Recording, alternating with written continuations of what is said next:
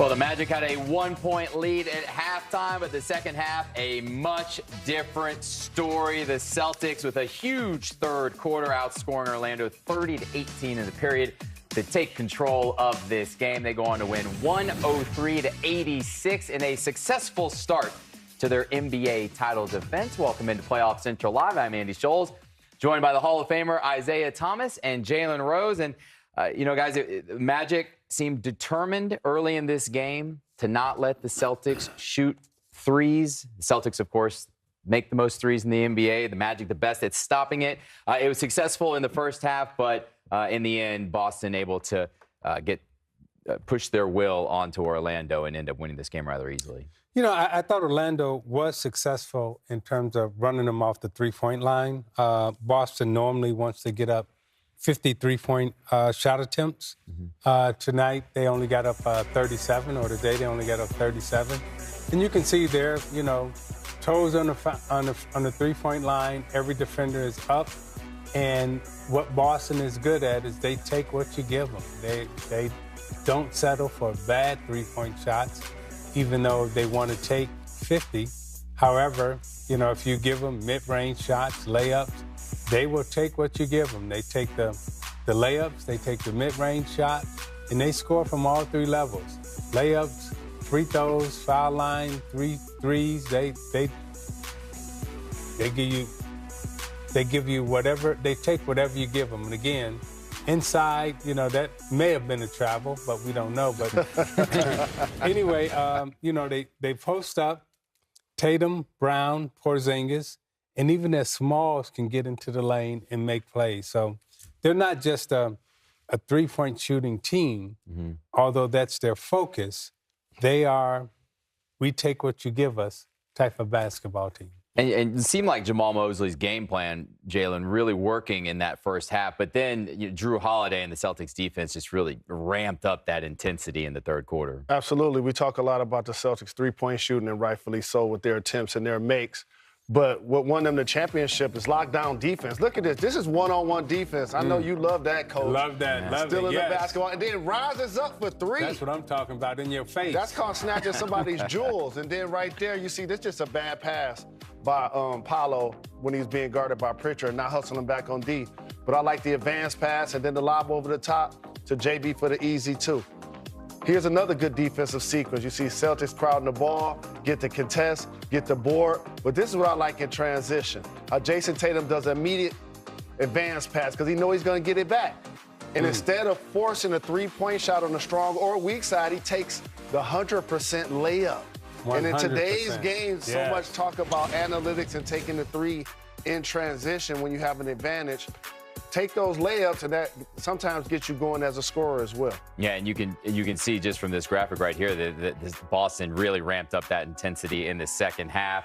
We're able to get up some more three-pointers. Those fast break points went up, and they just were able to grab a big-time lead in the third quarter, really thanks to the play of Derrick White as well. I mean, he was absolutely fabulous in this game. And it was a game where Jayson Tatum wasn't shooting the ball very well. He was just 8 for 22 from the field. But Derrick White, 10 for 18, 30 points. Almost a similar theme to what we saw in the first game, guys. SGA didn't have the best shooting night, but the team as a whole is just so good. Everyone's able to pick each other up.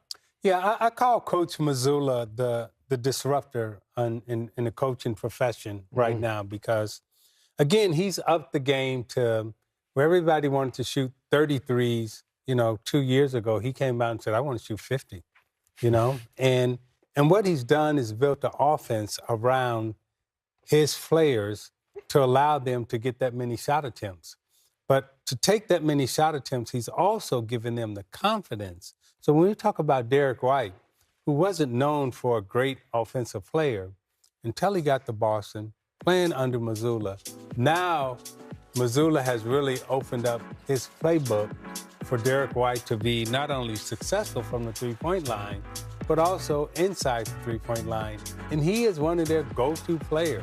The confidence that he's shooting the ball with over the last couple of years is a direct coaching, compliment to the disruptor Mazzulla for saying, hey, Derrick, I believe in you, I trust you, and I'm going to let you expand your game, not only from the three-point line, but also layups, free throws, and everything else. So, kudos to the coach and kudos to Derrick White. Today's win for the Celtics embodies why I feel like they have the deepest core in the league. So you get 49 from White and Pritchard versus 33 from Tatum and Brown. And I think back as the Celtics were trying to figure out what to do with their draft picks years ago, how they kept making moves at the point till they got it right. They had Kemba, Isaiah Kemba, Kyrie, Marcus Smart. Yep. And then they realized something. We need guys that can be switchable, make open threes, and not be ball dominant. Yes. See, a guy like White, he'll get you these numbers, but he's not dominating the ball. And now you allow your other go-to guys, your all-stars, your all-NBA players, Tatum and Brown, still be aggressive as they can be. But at the same time, these guys were the ones that are going to pierce you if you leave them open. And that's what happened. And talk about what they did for Porzingis' career. I mean, who was in New York, Dallas, and damn near out of the league. Yes. Right? And he was out of today's game. Yes. He was 1 for 5, right? So that physicality up front with Orlando gave him a lot of problems. He was one of the people that struggled as they cut down the three-point shots. And they did resurrect him as a 7-footer. Yeah, I mean, when you just look at this box score, and if you were Orlando and you're like, well, Tatum, Porzingis, and Brown are going to go 1 for 12 for 3, and we're going to have Paolo score 36 points and grab 11 rebounds, you would have taken that before the game, but yet the result, you end up losing by 17 points. Yeah. Is that discouraging moving forward for the Magic? It's discouraging for the Magic a little bit because you executed your game plan defensively, right? The encouraging thing that from a basketball totality standpoint is that these coaches has taken like a Pritchard, and we say 2 years ago, he was all right. But when you take away Brown, Tatum, and Porzingis, and then you say, okay, well, we got Pritchard, too, who can give you some, right? So I just love what Mazzulla has done. And I think for Orlando defensively, right, they did everything they wanted to do defensively.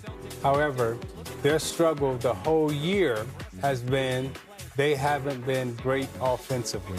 Now, what they'll continue to do with their front office, with their coaching staff, is just like what Boston has done that Jalen just referenced. They will find the right pieces as they continue to build and get better. And this young group that they have in Orlando that's been knocking on the door, if they keep them together, as Boston did with Tatum and Brown, they're going to be right there in a couple of years. And also Orlando without their starting point guard and Jalen Suggs as well. Yeah. They got really good individual defenders, but they just won't have enough points. Like Paolo's going to get his numbers. Franz Wagner had a really good game offensively. But those are the only two guys in double figures. Yeah, and that's what I was going to ask you, Jen. I was going to say, I mean, the final score here was 103-86. What does a winning score look like for the Magic in this series? Not enough points available for Orlando. I think this is going to be a gentleman's sweep series. I think Boston will find a way to get it in 5 because they're so shorthanded in particular. And as a young basketball team, they're just not going to be able to generate enough points in order to compete with these Celtics. Well, what Orlando has to do also is they can't have 15 to 20 turnovers. They got to get more shot attempts in the game, and they got to be a little bit more conservative. This can't be a game or series where they allow one team to get 95 shots and they take 95 shots. They got to slow the game down, compress the time, and be a little bit more selective with their shot attempts